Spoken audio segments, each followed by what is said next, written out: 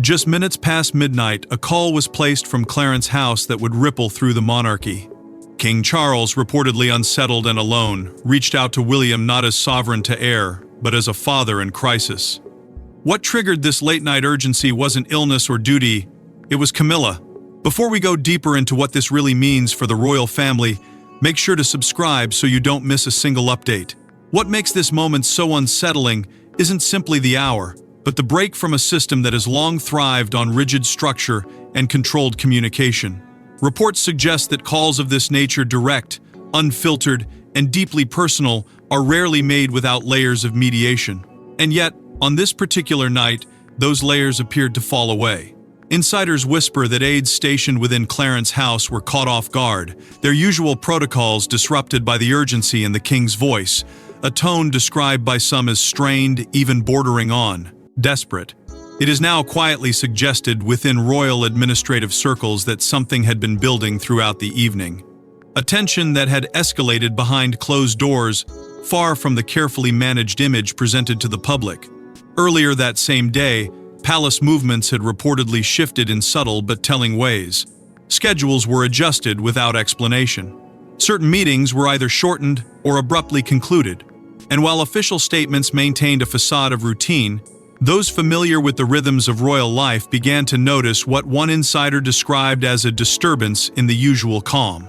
Different interpretations of these events point toward a growing unease centered around Camilla, whose presence within the inner circle has long been both influential and, at times, quietly contested.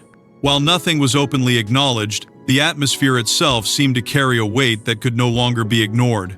By the time night fell, that tension had reportedly reached a breaking point. Sources close to palace staff suggest that what began as a disagreement may have evolved into something far more significant, an internal conflict with implications that extended beyond personal dynamics.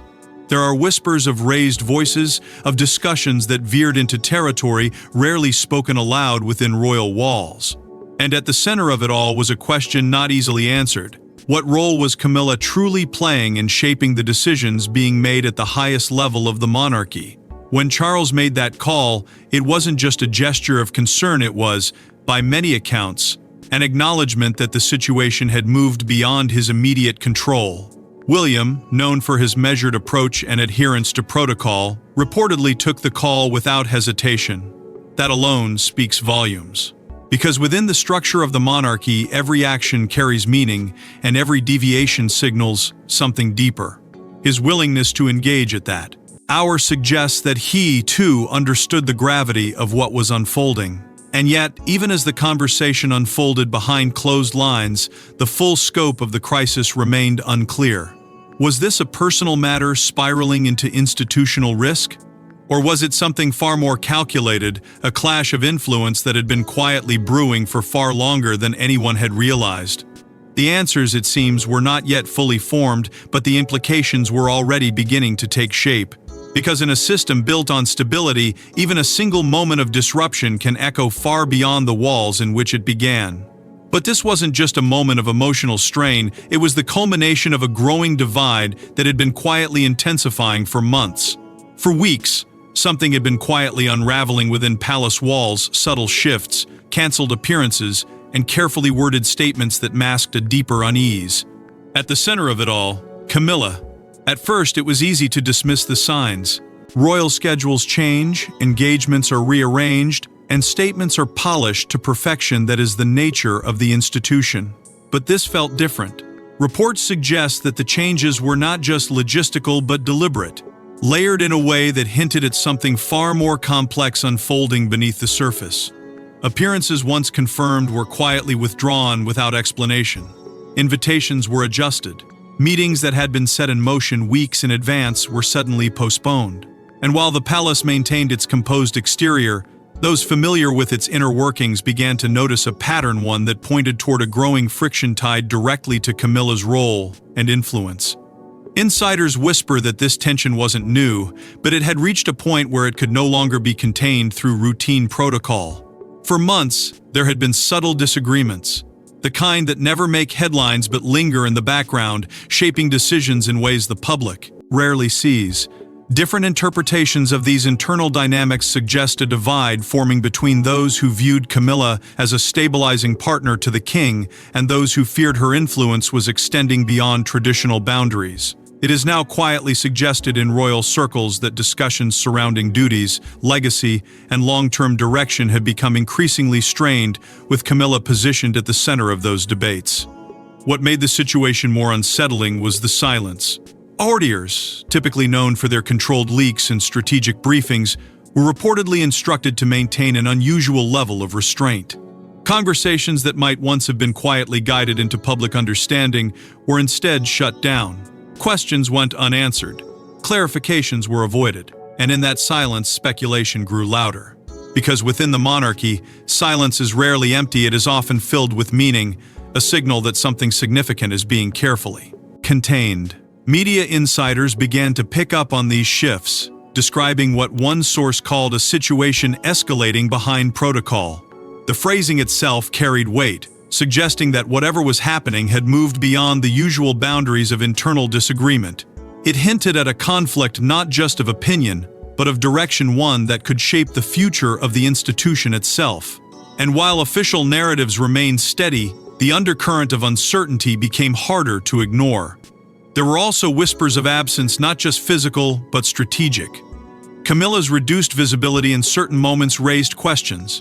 Were these decisions intentional, a way to step back from growing scrutiny, or were they the result of deeper disagreements unfolding behind closed doors?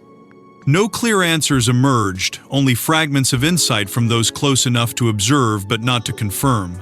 And in those fragments, a picture began to form, one of a monarchy quietly grappling with internal strain, its usual harmony replaced by something far more fragile. As these tensions built, the earlier midnight call between Charles and William began to take on new meaning. It was no longer just an isolated moment of concern, but part of a larger pattern, one that suggested the situation had been developing long before that night. The call was not the beginning, it was the breaking point. And if that was true, then the weeks leading up to it held answers that had yet to fully surface. Yet what truly alarmed those closest to the crown wasn't the tension itself, it was what Camilla was allegedly trying to protect. In the monarchy, loyalty isn't just personal, it's institutional. And when questions began to surface about where Camilla's loyalties truly lay, the issue quickly evolved from private concern to constitutional unease. What had once been dismissed as quiet disagreements now began to take on a far more serious tone. Reports suggest that conversations within royal circles were no longer centered on minor differences, but on something deeper, an emerging fear that influence was being exercised in ways that blurred the line between personal interest and institutional responsibility. Insiders whisper that concerns had been quietly building around Camilla's advocacy, particularly when it appeared to intersect with individuals and priorities connected to her own family circle.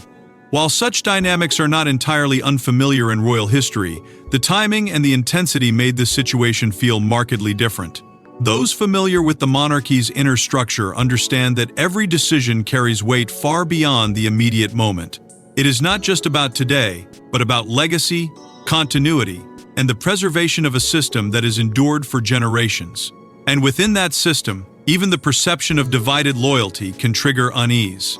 Different interpretations of recent developments suggest that some within the royal ranks began to question whether the balance was shifting, whether influence was being exercised not solely in service of the crown, but in protection of something more personal, more fragile, and perhaps more vulnerable to scrutiny.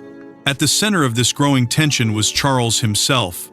Long seen as a figure navigating the delicate space between duty and personal life, he now found himself under a different kind of pressure. Concerns began to emerge not publicly, but in the quiet exchanges that shape royal decision-making about the extent to which Camilla's perspective was shaping outcomes. It is now quietly suggested that certain choices, once considered straightforward, were being re-examined through a lens that raised difficult questions. Was the king being guided, or was he being influenced in ways that others found increasingly difficult to accept? For William, these developments reportedly sparked a growing sense of discomfort. Known for his measured approach and deep respect for tradition, he is said to have become more attentive to the shifting dynamics within the institution. Sources close to royal operations hint that he began to observe patterns subtle at first, but increasingly hard to ignore. Decisions that seemed to deviate from established norms.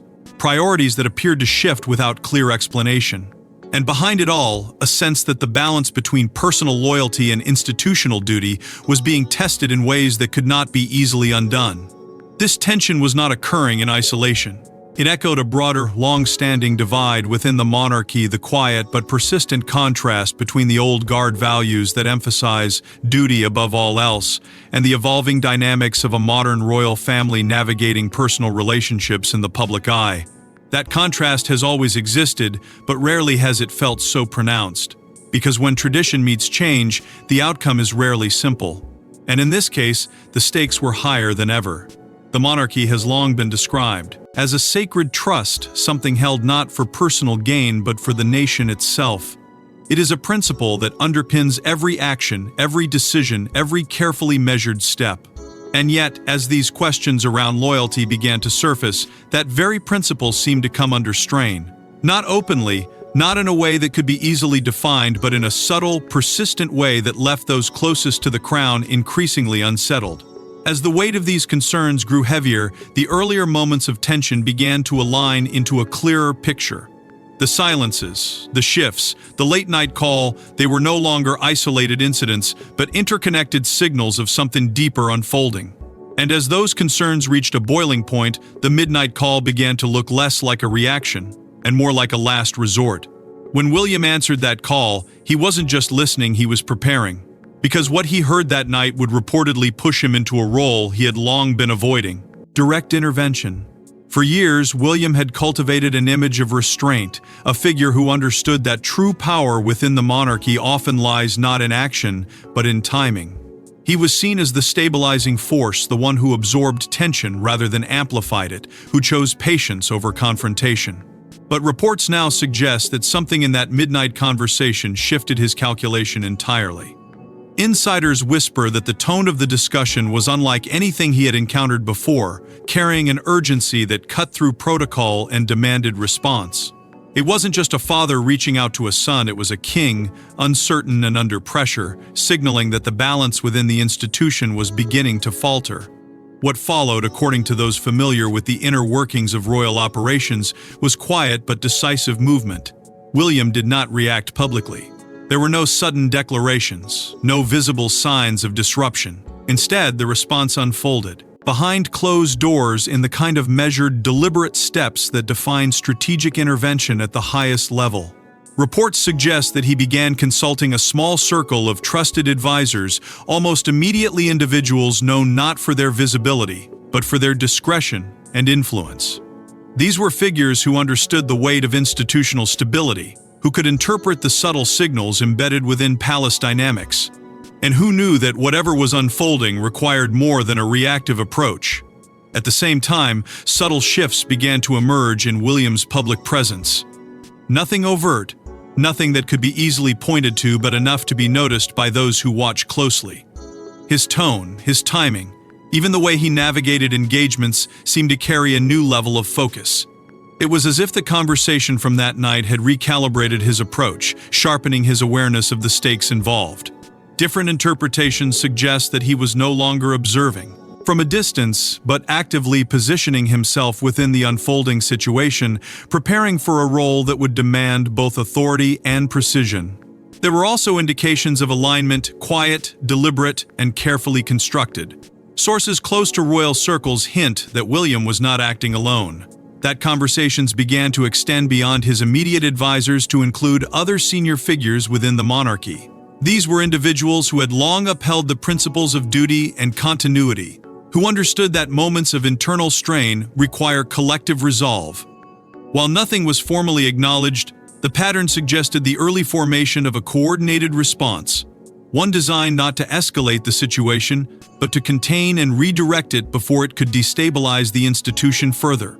This was not a reaction driven by impulse. It was calculated, controlled, and deeply aware of the consequences that could follow.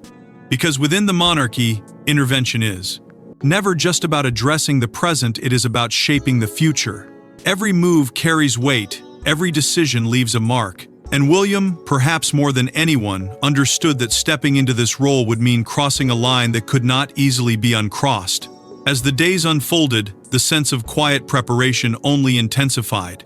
The earlier tensions, the questions surrounding loyalty, the growing unease, all of it now seemed to converge around a single point: action. But what form that action would take remained uncertain, even to those closest to the situation. Because while intervention may have been necessary, its execution would determine everything that followed. But any move William made would have consequences not just for Camilla, but for the king himself. Within days, the palace atmosphere reportedly changed. Access became tighter, communications more controlled, and behind it all, a quiet but unmistakable effort to contain whatever had triggered that midnight call. It did not happen loudly. There were no announcements, no visible disruptions that could be easily traced back to a single cause. Instead, the shift unfolded with the kind of precision that defines institutional response at the highest level. Reports suggest that internal security protocols were quietly elevated, not in a way that alarmed the public, but in a manner that those within the system could not ignore. Entry points became more restricted. Movements required additional clearance. Conversations that once flowed freely between departments were suddenly filtered, monitored, and, in some cases, halted altogether. It was subtle but unmistakable, a tightening of control that signaled something serious was being managed behind the scenes.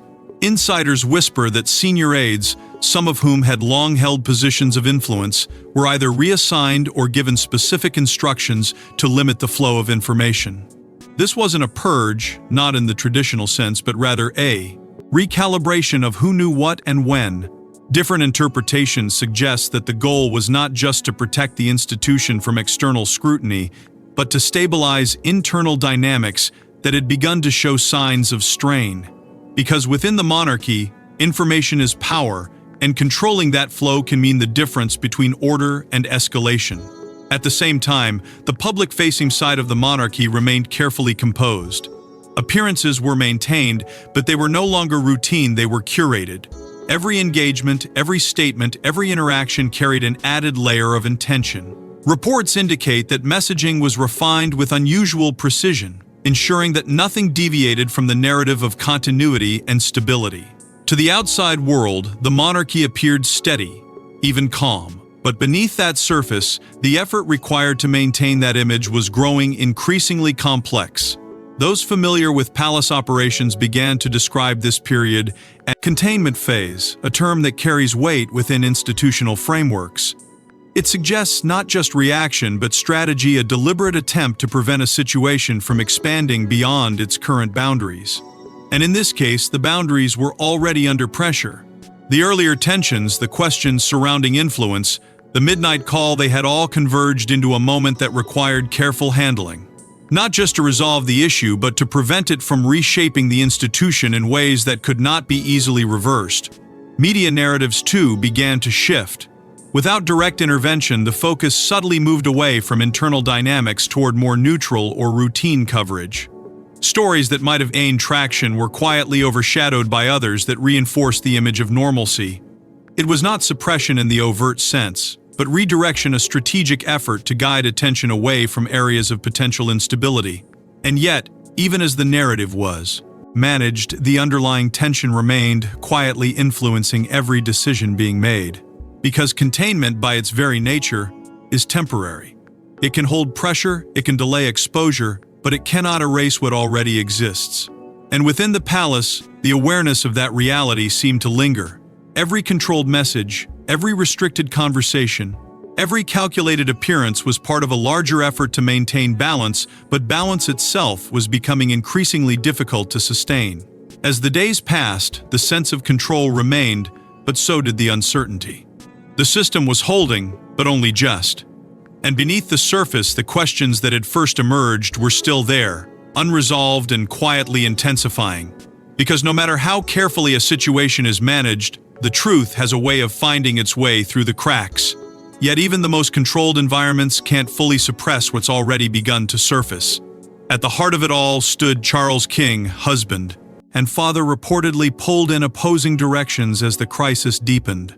And for the first time, those roles seemed impossible to reconcile. For decades, Charles had been defined by his ability to endure, to wait, to navigate the complexities of royal life with a patience shaped by years of preparation. But this moment was different. Reports suggest that the strain he now faced was not external, not driven by public scrutiny or political pressure, but deeply personal and internal conflict that cut across every role he held. Insiders whisper that those closest to him began to notice subtle changes, not in his public demeanor, which remained carefully composed, but in the private rhythm of his decision-making. There were pauses where there had once been certainty, hesitation where there had once been clarity, and beneath it all, a growing weight that could not easily be set aside. At the center of this strain was a dilemma that offered no easy resolution. On one side stood Camilla, not just as queen, but as his partner, someone who had shared in the long, complicated journey that led to this moment.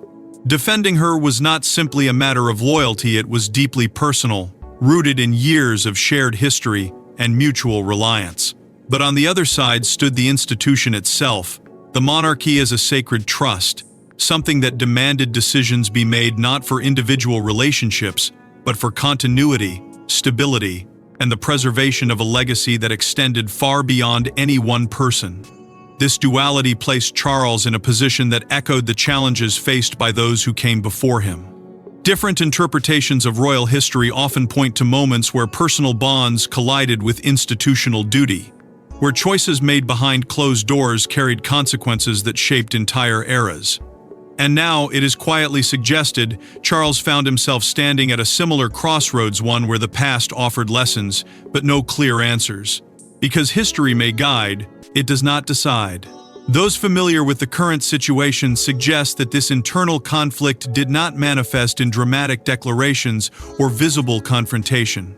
Instead, it unfolded in quieter ways through delayed decisions, through the careful weighing of options that seemed equally difficult, through a reluctance to act too quickly in a situation where every move could alter the balance within the monarchy. Insiders hint at a king who was not unwilling to decide, but deeply aware of the cost attached to every possible outcome. And that awareness, more than anything, appeared to slow the process, adding to the tension already building within the institution. At the same time, the expectations surrounding him continued to grow. The earlier shifts, the containment measures, the alignment of senior figures, the quiet preparation for intervention all pointed toward a moment where leadership would be required. Not symbolic leadership, but decisive action. And yet, for Charles, action could not be separated from its personal implications. To act in one direction risked undermining his relationship with Camilla. To act in another risked weakening the very institution he had spent his life preparing to uphold. This is where the true weight of the crisis began to settle. It was no longer just about influence or perception. It was about choice, irreversible, defining choice. And as the days passed, the pressure did not ease. It intensified quietly but steadily, closing in on a point where hesitation would no longer be an option.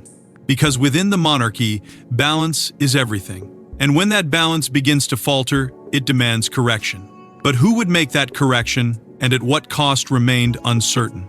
Charles stood at the center of it all, carrying the burden of roles that could no longer coexist without conflict.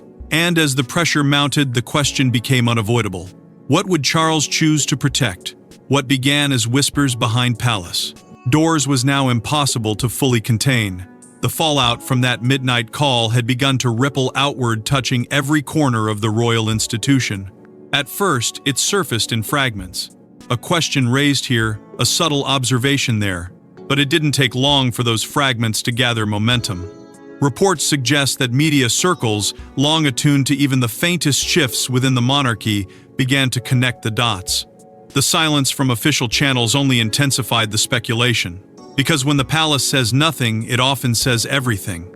Insiders whisper that journalists who had once been cautious now found themselves chasing a story that refused to stay hidden, one that seemed to grow more complex with every passing day. And while no single detail could be confirmed outright, the pattern itself became impossible to ignore. The public, too, began to notice. Not through grand revelations, but through the kind of subtle changes that rarely escape attention for long. Interactions that once appeared effortless now carried an undercurrent of tension. Appearances felt measured, as though every word, every gesture was being carefully weighed before it reached the outside world.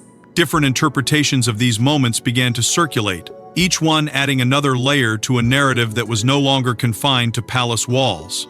What had once been internal was now external, its impact spreading in ways that could not be easily controlled. Within the inner circle, the strain reportedly deepened. Relationships that had long been defined by mutual understanding now faced new pressure. Sources close to royal operations suggest that conversations became more guarded, alliances more carefully considered. It is now quietly suggested that the earlier sense of unity had begun to fracture, replaced by a cautious awareness that every decision carried consequences not just for the present, but for the future of the institution itself. The trust that underpins such a system, fragile yet essential, was being tested in ways that few could have anticipated. As this tension unfolded, the monarchy's image faced renewed scrutiny. For generations, it has been built on the idea of continuity, of stability that endures regardless of personal dynamics. But moments like this challenge that perception. They expose the human element behind the institution, the complexities that cannot always be contained within tradition. Reports indicate that observers began to question not just what was happening, but what it meant for the monarchy's ability to navigate internal conflict without compromising its public role. Because perception, in this context, is not just important, it is everything. And then came the questions that lingered beneath the surface, growing louder with each passing day. What did this mean for succession? For unity? For the long-term direction of the crown? These were not questions that could be answered quickly, nor could they be dismissed as mere speculation. They spoke to something deeper, a recognition that the situation unfolding was not just a moment of disruption, but a potential turning point, one that could shape the monarchy in ways that would only become clear with time. The earlier efforts to contain the situation, to manage its impact, now seemed increasingly fragile.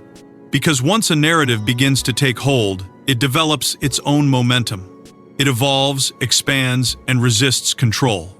And within that momentum lies the true challenge, not just addressing the immediate issue, but understanding how far its effects might reach. As the ripples continued to spread, one thing became clear. This was no longer a private matter. It had crossed a threshold, moving from internal concern to public consciousness. And with that shift came a new level of scrutiny, one that would demand answers, whether they were offered or not. But beyond the headlines and speculation, something deeper had already changed, and it couldn't be undone.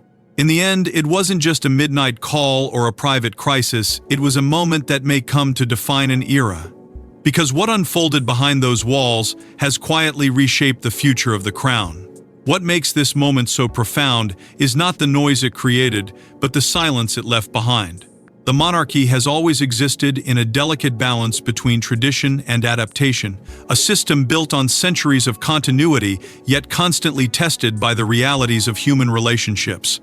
And now, that balance appears more fragile than ever.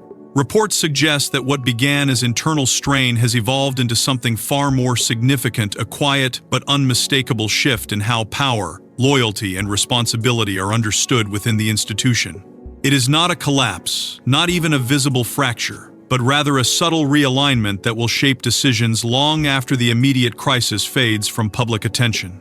At the center of this evolving landscape stands William, whose role has taken on a new dimension. Once seen primarily as the future, he is now increasingly viewed as a stabilizing force in the present.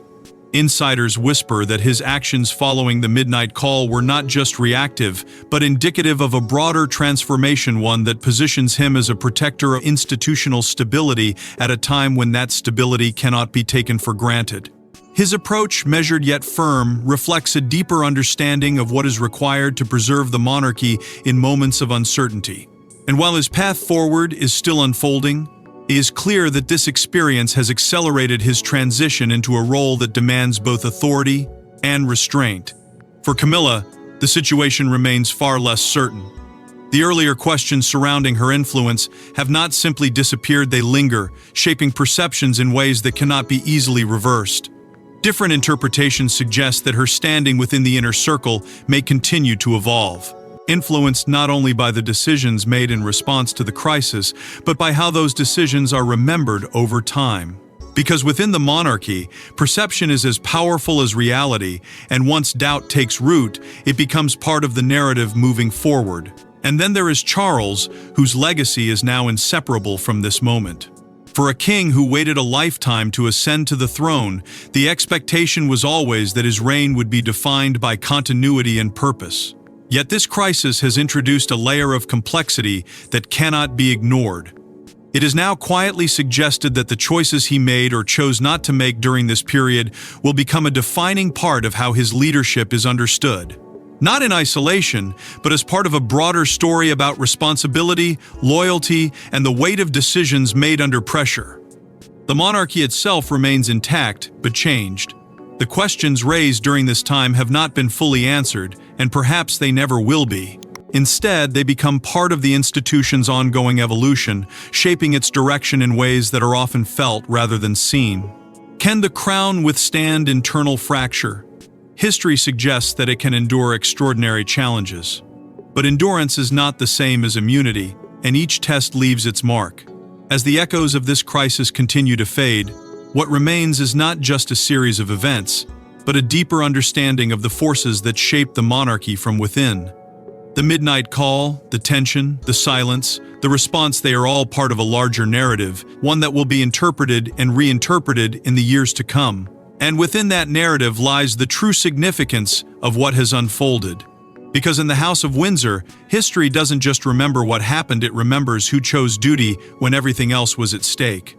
Thanks for watching. Please don't forget to like and subscribe, and we will see you in the next one.